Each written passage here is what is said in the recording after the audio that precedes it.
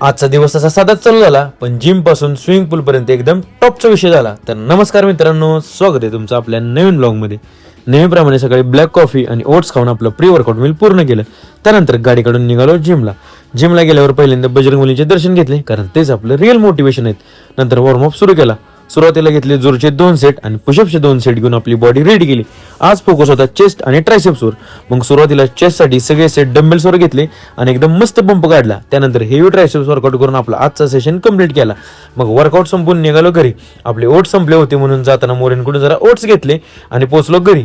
त्यानंतर घेतला आपला प्रोटीन शेक. मग थोड्या वेळानं आपलं आवरलं आणि पडलो घराच्या बाहेर. आज मंगळवार होता म्हणून पुन्हा एकदा बजरंगबलीचे दर्शन घ्यायला गेलो, कारण तेच आपल्याला सगळ्या संकटातून बाहेर काढतात.